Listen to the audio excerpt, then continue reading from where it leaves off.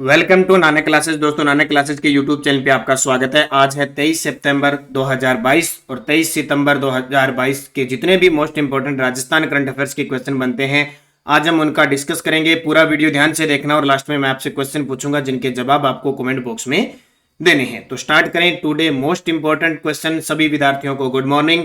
सबसे पहले कल के क्वेश्चनों को रिवाइज करते हैं। क्या थे कल के क्वेश्चन? क्या पढ़ा था हमने? राजस्थान में निशक्तता युक्त विशेष योग्यजनों को पेंशन के अतिरिक्त प्रदेश सरकार द्वारा प्रतिमाह कितनी अतिरिक्त आर्थिक सहायता प्रदान की जाएगी? 1,000 रुपए। छठी Asia Pacific deaf senior badminton एकल पुरुष युगल में अभिनव शर्मा ने कौन सा पदक जीता? कांस्य। इसके साथ गौरांशी शर्मा भी, उन्होंने भी पदक जीते। भारत चीन सीमा पर मदद पहुंचाने वाले वायुसेना के चिनूक हेलीकॉप्टर की कमान राजस्थान की किस महिला फाइटर द्वारा संभाली जा रही है? स्वाति राठौड़। बहुत सारे विद्यार्थी इसका उत्तर अजमेर बताते हैं, तो मैं आपको बता देता हूं। स्वाति राठौड़ का जन्म नागौर में हुआ था। मूल रूप से ये नागौर की है, अब वर्तमान में अजमेर में रह रही है, इसलिए इसका उत्तर 2021 के एग्जाम में भी आ चुका है, तो वहां उत्तर इसका नागौर ही माना गया है। तो स्वाति राठौड़ वो नागौर जिले की है, मूल रूप से उनका जन्म भी नागौर में हुआ था, अब अजमेर में जाके रह रहे हैं, तो ये ध्यान रखना। बत्तीसा नाला व शिवगंज वृहद पेयजल परियोजना का संबंध किस जिले से है? हाल ही में राशि प्रस्तावित हुई है, तो चर्चा में है, सिरोही में है। राजस्थान जल क्षेत्र आजीविका सुधार परियोजना को पूर्ण करने का लक्ष्य कब तक रखा गया है? तो 2025 तक। कब? मार्च 2025 तक। और एक प्रश्न था, राजस्थान में प्रधानमंत्री आवास योजना ग्रामीण अगस्त 2022 तक कितने प्रतिशत कार्य पूर्ण हो चुके हैं? 76.99 राजस्थान के अंदर।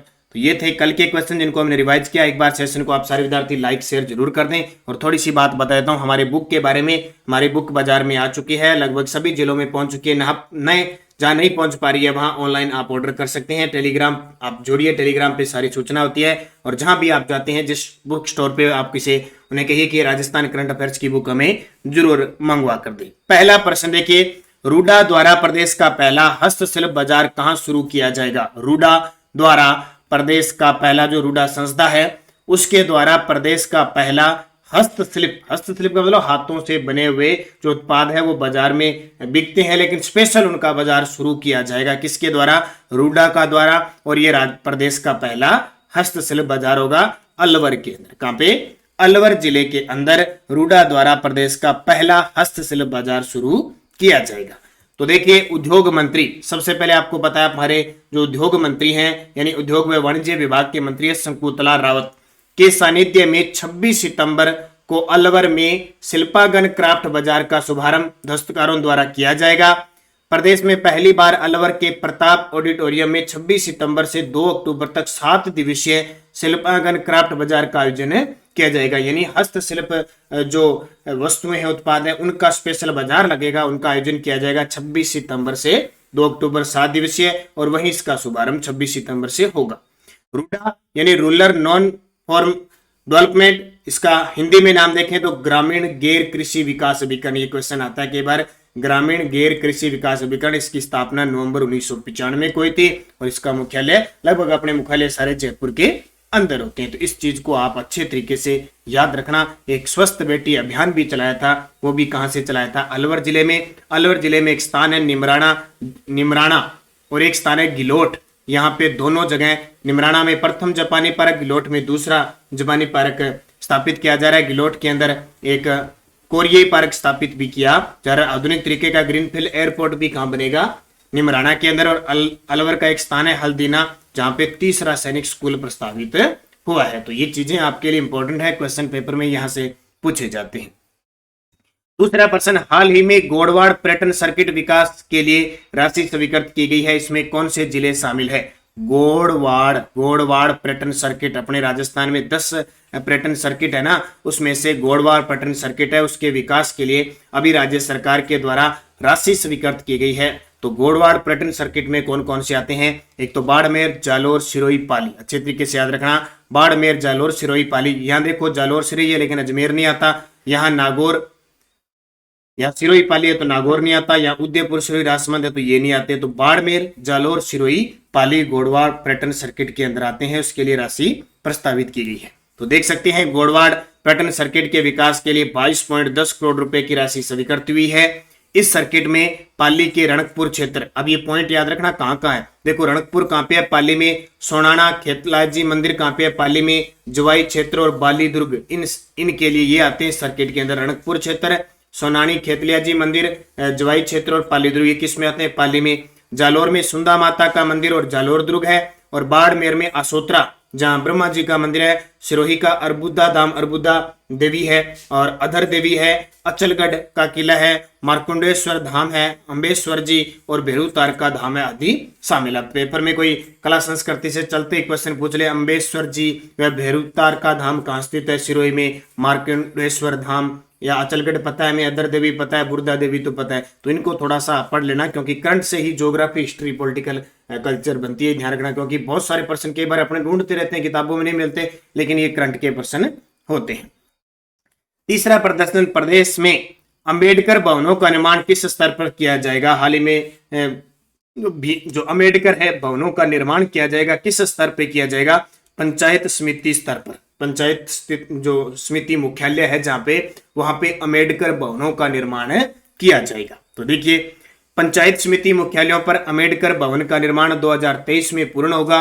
राज्य में कुल 126 अंबेडकर भवनों का निर्माण किया जाना प्रस्तावित है और 1000 वर्ग मीटर क्षेत्रफल में भवनों का निर्माण किया जाएगा। तो आपको याद रखना है, पंचायत समिति मुख्यालयों पर अंबेडकर भवन का निर्माण 2023 तक पूर्ण होगा। क्वेश्चन ये बनता है अंबेडकर भवन, तो अंबेडकर भवन पंचायत समिति मुख्यालयों पर बनेंगे। और लव कुश वाटिका, आपको पता है लव कुश वाटिका 33 के 33 जिलों में बनेगी। बहुत सारी चीजें होती है कई बार, और नंदी गौशाला वगैरह खोलने का प्लान है उपखंड स्तर पर, ऐसे प्रश्न कई बार पूछ लिए जाते हैं। तो आपको याद रखना है अंबेडकर भवन। चौथा प्रश्न देखिए, 7 से 8 अक्टूबर को इन्वेस्ट राजस्थान 2022 का आयोजन राजस्थान के किस शहर में होगा। ये क्वेश्चन बहुत इंपॉर्टेंट है और अभी 7 से 8 अक्टूबर आने वाली है, क्योंकि सितंबर धीरे धीरे जा रहा है तो अक्टूबर आ रहा है। तो 7 से 8 अक्टूबर को इन्वेस्ट राजस्थान 2022 का आयोजन राजस्थान के किस शहर में होगा। तो इसका सही जवाब चर्चा में है जयपुर के अंदर। कहां पे, जयपुर में। अभी क्यों इंपॉर्टेंट है, क्योंकि पहले जनवरी के अंदर होना था, कोरोना की वजह से स्थगित हुआ था, इसलिए इंपॉर्टेंट है। तो इन्वेस्ट राजस्थान, यानी राजस्थान में इन्वेस्ट करो। कंपनियों को इन्वेस्ट करने के लिए समझौते किए जाते हैं और किए जाते हैं, बहुत सारे समझौते हो चुके हैं, लेकिन क्लियर रूप से जब जिस दिन 7 और 8 अक्टूबर को इन्वेस्ट समिट होगा जयपुर में, जो कंपनियां वगैरह जो भी हिस्सेदार भाग लेंगे वहां क्लियर होगा। तो इन्वेस्ट राजस्थान 2022 का आयोजन जयपुर के सीतापुरा स्थित Jaipur exhibition and convention centre में 7 से 8 अक्टूबर 2022 को होगा। ये तारीख बहुत इंपॉर्टेंट है, 7 से 8 अक्टूबर 2022, कहां पे, जयपुर में। थीम याद रखना, committed and delivered, committed and delivered इसकी थीम है। इन्वेस्ट राजस्थान समिट का आयोजन 24 से 25 जनवरी 2022 को होना था, लेकिन कोरोना की वजह से स्थगित कर दिया। और ये पॉइंट आपको याद रखना है, प्रदेश का पहला जिला स्तरीय इन्वेस्टमेंट समिट भीलवाड़ा में संपन्न हुआ। क्या हुआ, जब ये जनवरी में घोषित हुआ ना, तो इसमें हर एक जिले में ये जिला स्तरीय इन्वेस्टमेंट हुआ था। तो सबसे पहले जो समिट संपन्न हुआ था वो भीलवाड़ा के अंदर हुआ था, बाकी लगभग बाद में सभी जिलों में हुआ था। तो ये पॉइंट आपके लिए इंपॉर्टेंट है। और एक 7-8 अक्टूबर 2022 और इसकी थीम कमिटेड एंड डिलीवर्ड। तो ये सारी चीजें आपको अच्छे तरीके से इस क्वेश्चन की याद रखनी है। बाकी 7 और 8 अक्टूबर को जब आएगी तो पूरी इसकी चर्चा हम करेंगे। 5 नंबर प्रश्न देखिए, राजस्थान में संचालित चिराली योजना कितने जिलों में शुरू की गई। बहुत ही इंपॉर्टेंट है, थोड़ा ओल्ड क्वेश्चन है, लेकिन आपके लिए, यानी 1-2 क्वेश्चन मैं ऐसे लेके आ रहा हूं जो परीक्षा की दृष्टि से बहुत खास है। तो चिराली योजना कितने जिलों में शुरू की गई है, 7 जिलों के अंदर। चिराली योजना कितने जिलों में है, 7। सबसे पहले पूछा जाता है ये चिराली योजना किसके लिए है, महिला बालिकाओं के हिंसा रोकथाम के लिए है। तो देखो, राजस्थान में चिराली योजना 26 सितंबर 2017 को शुरू हुई थी। चिराली योजना, इस योजना के तहत गांव में महिला सुरक्षा के लिए वॉलंटियर लगाए जाएंगे। यह योजना समाज में महिला हिंसा की रोकथाम के लिए राज्य सरकार की अभिनव पहल है। तो कई बार आता है सीधा ही चिराली योजना किससे संबंधित है, महिला व बालिकाओं से संबंधित है, इतना आ जाता है। अब इसको याद रखना, 26 सितंबर 2017 को शुरू की गई थी। इस योजना के तहत गांव में महिला सुरक्षा के लिए लगाए जाएंगे और महिला। अब इस योजना की शुरुआत राजस्थान के 7 जिलों, अब ये कई बार पेपर में आ जाता है, निम्न में से कौन सा चिराली योजना में शामिल नहीं है। तो देखो, बांसवाड़ा, बूंदी, जालोर, झालावाड़, नागौर, भीलवाड़ा और प्रतापगढ़ है। बांसवाड़ा है एक, तो बिल्कुल दक्षिण वाला। उसके आसपास देखो प्रतापगढ़ आ गया, उसके पास भीलवाड़ा आ गया, और उसके पास मान के चलो झालावाड़ आ गया, और उसके पास बूंदी आ गया, एक जालोर और नागौर ये इस साइड की होगी। यह योजना महिला व बाल विकास विभाग द्वारा शुरू की गई। तो मुझे इंपॉर्टेंट लगी, चिराली योजना बहुत बार एग्जाम में आई है, इसलिए मैंने आपको यहाँ दे दी। छठा प्रश्न और इंपॉर्टेंट है, क्योंकि राजस्थान में जितनी भी महिला व बालिकाओं से संबंधित है, हिंसा से संबंधित जो भी योजना है ना, वो पेपर की दृष्टि से इंपॉर्टेंट है। तो राजस्थान में दुलारी योजना का संबंध किससे है? राजस्थान में दुलारी योजना का संबंध किससे है? तो किशोरियों को जीवन कौशल शिक्षा प्रदान करना। जो किशोरियां हैं उनको जीवन कौशल शिक्षा प्रदान करना। इसके तहत आपको पता है कि किताब भी लगती है 9वीं से 12वीं में, शायद जीवन कौशल की किताब।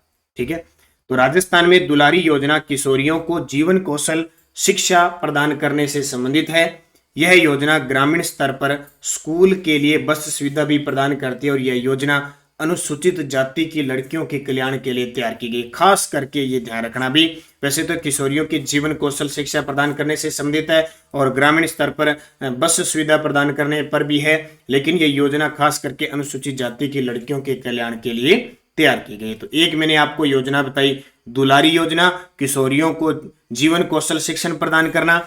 एक मैंने आपको बताई चिराली योजना, 7 जिलों में संचालित है, महिला सुरक्षा, महिला हिंसा की रोकथाम के लिए ये अभिनव पहल है। इन दोनों को अच्छे तरीके से आपको पढ़ना है, और पीडीएफ हमारी टेलीग्राम पे आपको मिल रही है। सबसे पहले तो कोई भी सूचना होती है ना, हमारी टेलीग्राम पे डाल दी जाती है, तो आप किसी को पर्सनल कमेंट न करें, सिर्फ ऐप के जरिए, जो विद्यार्थी ऐप से जुड़ा हुआ है उसके लिए वहाँ हेल्पलाइन नंबर दिया हुआ है, आप उनसे व्हाट्सअप करके, और 10 से 4 का टाइम होता है, ज़्यादा ऐसे नहीं कि रात को 12 बजे आप कॉल करने लगे।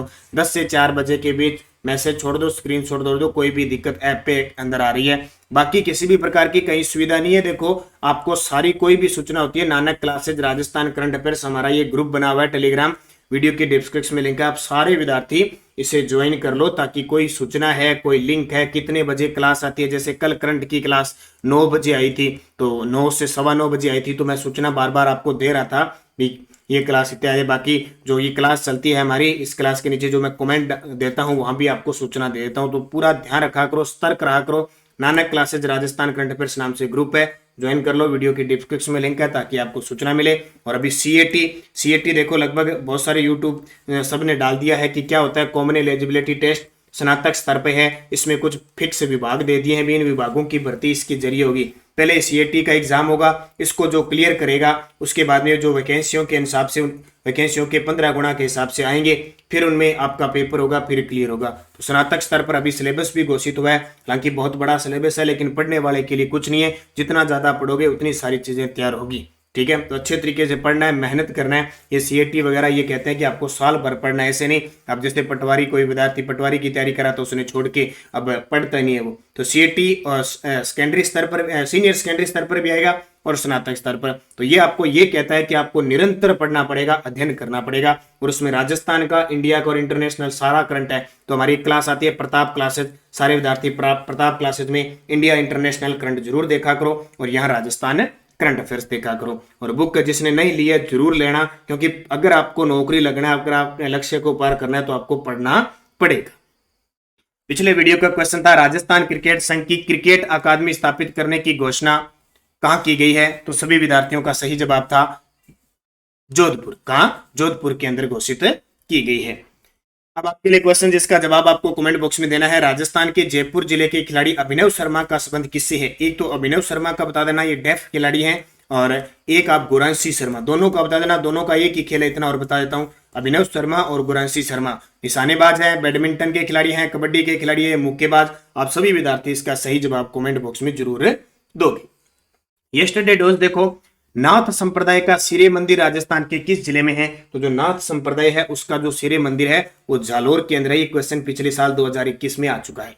शाहपुरा भीलवाड़ा में फुलडोल महोत्सव कब बनाया जाता है? चैत्र माह में। कल मैंने त्योहारकार, उससे पहले आपको संत संप्रदाय का टॉपिक दे दिया, उसमें बता दिया। आज का टॉपिक रहेगा मेले, राजस्थान के प्रमुख मेले। कल शायद 1-2 क्वेश्चनों में मिस्टेक हो गई थी राजस्थान जीके टेस्ट में, वो क्विज में डाल दूंगा, उसको सही कर दूंगा, वहां कर देना। तो जालोर, चैत्र माह, और आज का जो टॉपिक होगा राजस्थान जीके टेस्ट में मेले। अलाउद्दीन खिलजी ने किस दुर्ग का नाम खिजराबाद रखा था? चित्तौड़गढ़। आपको पता होगा 1303 में रतन सिंह और रानी पद्मिनी थे जब चित्तौड़गढ़ के अंदर, तो अलाउद्दीन खिलजी ने आक्रमण किया था पद्मिनी को प्राप्त करने के लिए। अजमेर का तारागढ़ दुर्ग किस पहाड़ी पे है? गढ़ बिठली पहाड़ी पे है। ठीक है, तो अजमेर का तारागढ़ ये वही तारागढ़ दुर्ग है। इसका नाम पहले अजय मेरू दुर्ग था, जो अजय राज ने बनवाया था। बाद में पृथ्वीराज सिसोदिया ने अपनी पत्नी तारा के नाम पे तारागढ़ बनवाया। सबसे ज्यादा घरेलू आक्रमण यहाँ हुए हैं। राणा सांगा ने खातौली के युद्ध में किस सुल्तान को हराया था? इब्राहिम लोदी को। ध्यान रखना, खातौली का युद्ध 1517 को और बाड़ी का युद्ध 1518, इन दोनों युद्धों में राणा सांगा ने इब्राहिम लोदी को हराया था। ये पांचों क्वेश्चन आपके लिए इंपॉर्टेंट है, अच्छे तरीके से निरंतर पढ़ें और अच्छे तरीके से जवाब दें। बहुत सारे विद्यार्थी बड़े शानदार तरीके से जवाब देते हैं। कल मैंने एक सियाराम जी का मीणा जी का जवाब देखा था, बहुत ही शानदार था, और भी बहुत सारे विद्यार्थी शानदार जवाब देते हैं। नेक्स्ट डॉज ललित ललाम ग्रंथ के लेखक हैं। ललित ललाम ग्रंथ के लेखकों ने देव उठनी ग्यारस कब मनाई जाती है? जब उठनी ग्यारस बना दे तो पहले वो भी बता देना। सैनी ग्यारस, जिसने रात 9 बजे का वीडियो देखा है मैंने बता दिया। कौन सा अभ्यारण्य 3 राज्यों में फैला है? राजस्थान का कौन सा अभ्यारण्य है जो 3 राज्यों में फैला है?